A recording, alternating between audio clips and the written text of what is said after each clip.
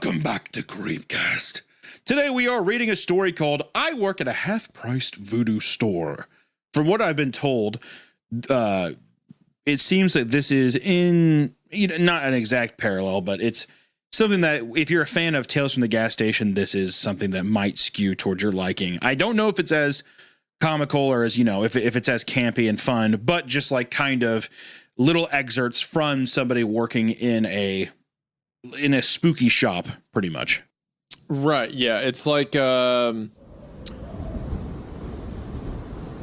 completely lost what my train of thought was. I was I swear I was going somewhere with that.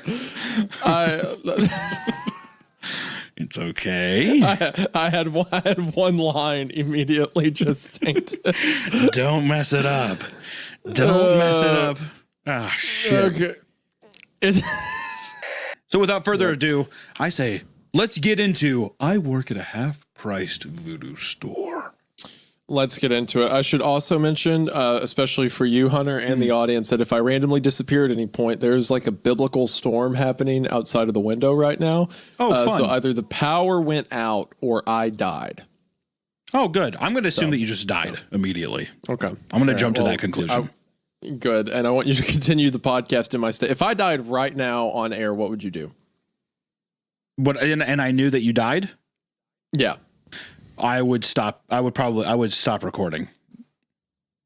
And I'd be Why? like, I would stop recording and I would go and I would probably try to alert some kind of authority and being like, hey, this guy died. Also, I'll tell you this right now too. If you died, the lamest answer. If you did not die, or if you did die, I would not continue the show.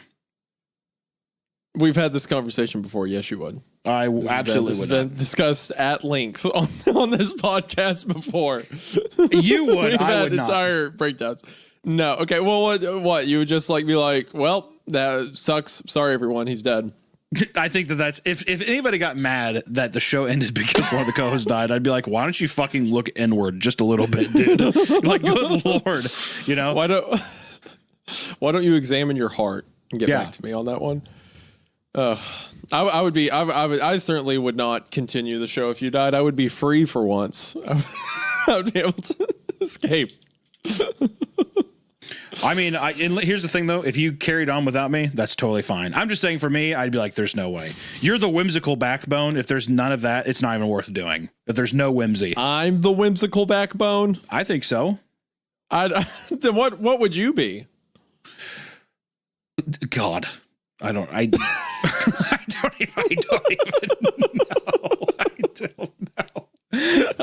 I wish I knew, but I don't know. It's such an absurd title. I think you give me way too much credit. Backbone was nice. Is whimsical backbone not good? No. It's too kind. That's my point. It's too like I think I'm just the guy that reads stuff and you do the funny impressions and jokes. That's fine. I'm the Chat GPT voice.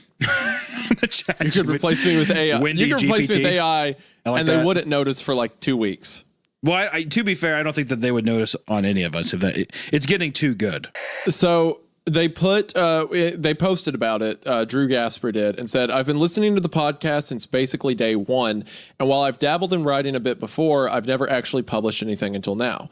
CreepCast definitely inspired me to write and actually finish writing my longest work to date. It's up for sale on Amazon. And if you really want a physical copy, it's up on Amazon if you really want a physical copy, but it's also available to read online for free. Oh, sick. I wanted to publish it on No Sleep as well, but didn't realize how strict they were about some of the rules. They gave me a 30-day ban because my story contains a prologue and a fictional character's full name. Oh my God. It's anyway, so obnoxious, man. That is ridiculous. Obnoxious. Give us your stories. It'll be okay. Yeah, please. If anything, post it there. But also, at the same time, support the physical work, man. Try to pick up a book if you can, or at least just read the story, share it with your buddies if you like it. You know how it is. When my phone pulled me away from what I was doing, sighed as I stared at the unfamiliar number. The person behind the line talked with a heavy, old Southern accent, but I could tell how excited he was to meet me in person. Mr. Wellers is coming back, boys. Yeah. You know, I wasn't going to say anything yet. I was going to give the story a little bit more time, but we are back on the bayou. Right? We are in the bayou now. And we're down in New Orleans, NOLA, because it's Old King Creole's. It's a voodoo shop. I assume that's where this is going, a voodoo shop. So, I mean, this might as well be down on Royale or Dauphine Street. Dauphine Street down there. Dauphine Street, you go down to Bayou. He that sows the wind reapeth the whirlwind, said old Mr. Wellers. Isn't that, wait, hold on, remind me, isn't the bit that Mr. Wellers is a normal guy, but there's like a dude that follows Mr. Wellers around who talks like that? I barely remember any of the stories we read. You are asking the wrong man. Okay, so if I recall correctly, the comments will correct me, but Mr. Wellers worked at a blood clinic. Yes. Like a donation clinic. Yes. But he was just like a normal, like, you know, doctor, medical technician, whatever. But there's like this crazy Cajun man in the trees who follows him around. Yes. And he's like, you know, Mr. Wellers is gonna get you good down there. Yeah. So the character is the guy that follows Mr. Wellers rather than Mr. Wellers is completely unimportant to what this guy thinks of Mr. Wellers. I think that was the bit we set up. I think that was the dynamic. Oh, anyway. Although, I never think about people who haven't seen old episodes. At this point, sorry. If this is your first episode, you're in for it's going to be a whirlwind event. Yeah.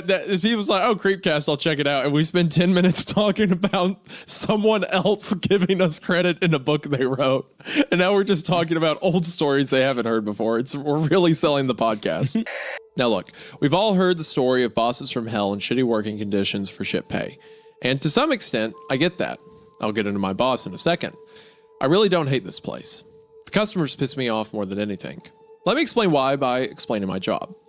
I work at Old King Creole's half-priced voodoo shop. What a title. What a great name. That's a great name for a voodoo shop.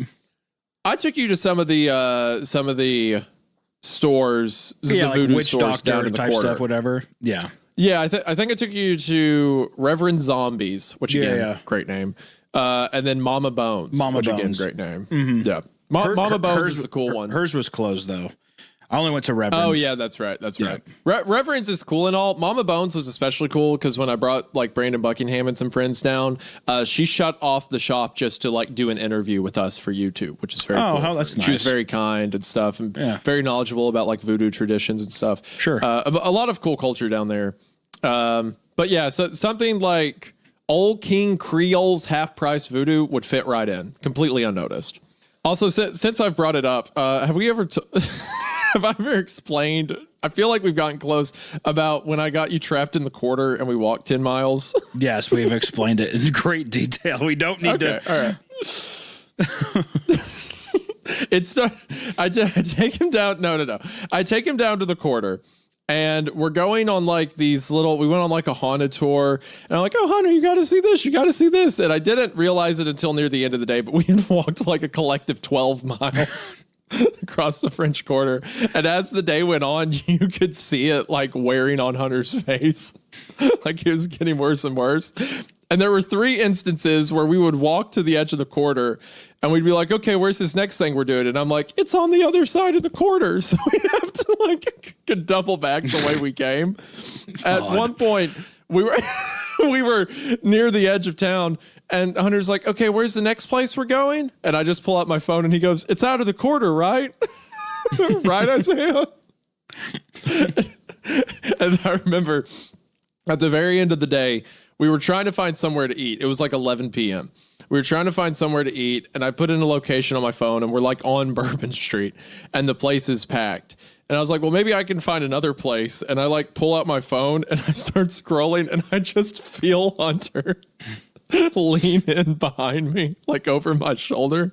And he goes, get me out of here. I'm like, all right, we're leaving. And then we went to a Waffle House that was like weird and had a line and it was like takeout only. So we left And then that's when we went to Cane's, and I cried laughing as we were ordering chicken. Do you remember? Yeah, the Caniacs. Yeah, it was a long day. It was a long day. It was a very the Caniacs. I forgot. I was so tired. I forgot what Cane sauce is called, which is just called Cane sauce. But Cane has a Caniac combo option. So I order the food, and then I'm like, can I have an extra Caniac sauce? One more Caniac sauce. One more Caniac sauce. And I wasn't like thinking about it. And Hunter leans in right behind me while I'm in the driver's seat. And he goes, I want you to say Caniac sauce one more time. Caniac sauce. And I immediately realized what I had done. And I'm containing a laugh, but I don't want to like start laughing at the person taking my order. Right. And so it comes out as like tears just start running down my face. But I'm keeping it like completely. I'm trying to keep it straight while I'm trying to finish the order, but I'm crying. And the woman goes, are you okay? I'm like, yeah, I'm fine. Can I have one more Caniac sauce, please? Is it just you in here? Guy asked, his eyes darting everywhere in a paranoid state. He was obviously on something. He had to be to try and rob a place that looked abandoned 90% of the time. I think my boss is here and that thing in the basement, but I'm pretty sure it can't get out. When he said thing in the basement, I got a shiver. I got immediately just mind filled with all those. So, Monster Hunter, huh? But my train of thought was derailed when a childlike voice pulled my attention back over. Excuse me? Hunter. Huh. Hunter.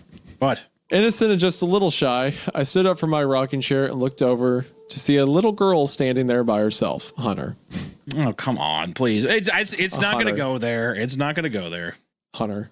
It's not going there. Hunter. These people and our audience, they think it's funny to do this. And then, you know what the worst part is? They complain about it. They tee us up for this kind of failure, and then they get mad that we read it.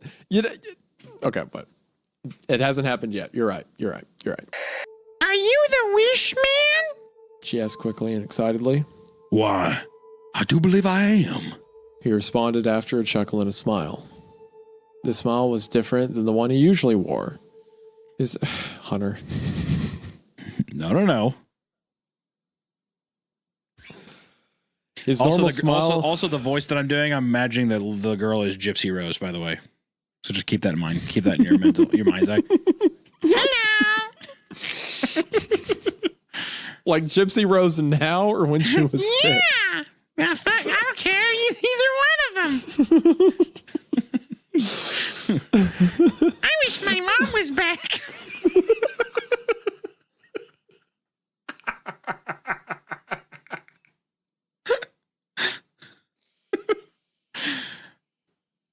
Oh. I'm just going to roll over that one. Yeah, we can cut that one out. No, we're not cutting it. Yeah, but I just want it. No, we're not cutting it. We're not cutting it. I just want it. I just want it to be known Girl. that I didn't participate when you did that. Yeah. But I think the part of what you've said should be left in. All right. His normal smile always gave off an air of creepy judgment, like someone knowing the person they were talking to was inferior. But a smile this time seemed genuine. Can you grant me a wish? No, I am just thinking about Gypsy Rose. Like looking, you killed it immediately. Yeah. She dropped like a dying flower immediately. Her arms behind her back coming to the surface. And that's when I noticed all the bruises on them. Hunter. She's gonna fucking ask for. Oh Hunter. wait! Keep going. Creole saw them as well. I mean, I know where this is going. He's going to defend her. No. Keep going. Her. Just keep going. Okay. Creole saw them as well. His attention turned to it, and he took the girl by the arm, gently lifting her tiny, pale, and bruised arm up and looking at her. Who did this to you? Olivia looked like she was holding back the floodgates. They finally broke as she started crying and hiccuping, using her free arm to wipe her face as she cried. But she managed to blurt out an answer to Creole. My mommy.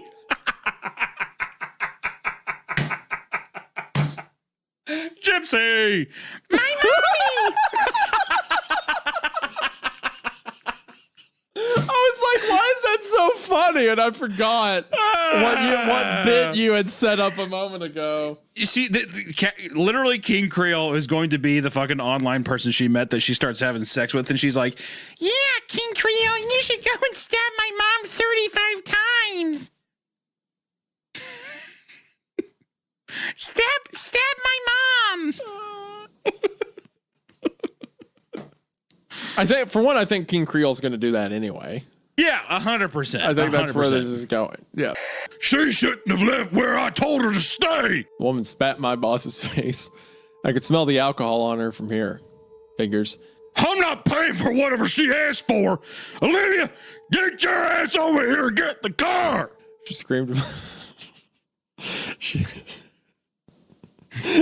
You have ruined this entire dynamic for me. No, it's good. It's your fault because now in my head, it's the voodoo man from Princess and the Frog standing next to a man Gypsy dressed as a prostitute as Gypsy Rose cowers behind him and Gypsy Rose's mother is yelling. Help me. Like the gaggle, the incomprehensible gaggle. I need you to help me, King Creole, please. The incomprehensible gaggle of people in this store is completely throwing off. And Get her away from me. She's a bad woman. Stop with that voice. What? It's me. Hello. He hummed, fixing his tie as she walked past the angry mother. Walked over to the wall of voodoo dolls and hummed as he looked up at the wall. Pointed his finger out as if to try and find the right one, snapping when he found it. Reaching out, he took the correct doll and brushed it off, blowing on it and sending the dust into the mother's face, sending her on a coughing fit. I smiled at that.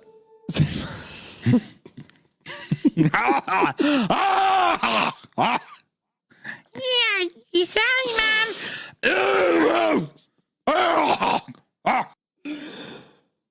I smiled at that. Seeing my boss stand up for this poor girl. This poor little Gypsy Rose.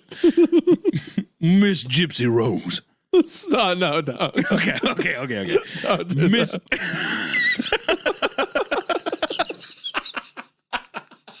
that. That's where I draw the line. Yeah, no. Don't do that. Little Miss Innocent That's my Gypsy line in the Rose. sand. Rewriting the names of characters within the story to fit your sick little game. Little Your Miss fantasy. Innocent, metal tooth mouth Gypsy Rose. No, okay. Miss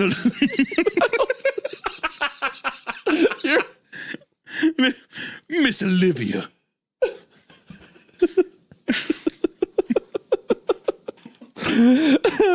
He asked her. Making my way to the shop, I gathered all the courage I could and walked into the shop. And was immediately confused when I saw nobody there. The office door was closed and the basement door was locked shut as usual. Well, at least this part would be easy. Walking over the counter, I fished around in the container of people's things and soon found what I was looking for. Sophie? Said aloud, looking at the ID of Olivia's old mother. Man, that is weird. So I have two sisters and their names are Sophia and Olivia. It's just a weird coincidence. Anyway, which Cool, contained dude. her address. What are the... okay, whatever. One day I'll be dead and I won't have to put up with this anymore. That's the saving grace. One day I'll die. But please always support the authors and be sure to check us out on Spotify, Apple Podcasts, any places that you can listen to stuff while maybe you're just driving or heading to work, or maybe just want to throw us in your ears and not have to watch our ugly faces. But until next time, everyone, thank you so much for watching CreepCast. And until the next time, stay creeped. Stay creeped. And if your mother is a voodoo queen, or no, ladies, if you're ever dating a guy whose mother is a voodoo queen, do not cheat on him with a mob boss. Seems like, and then plan to murder him. Seems like incredibly unwise planning on her part. So don't do that unless you really want to. Seven Sisters. Bye.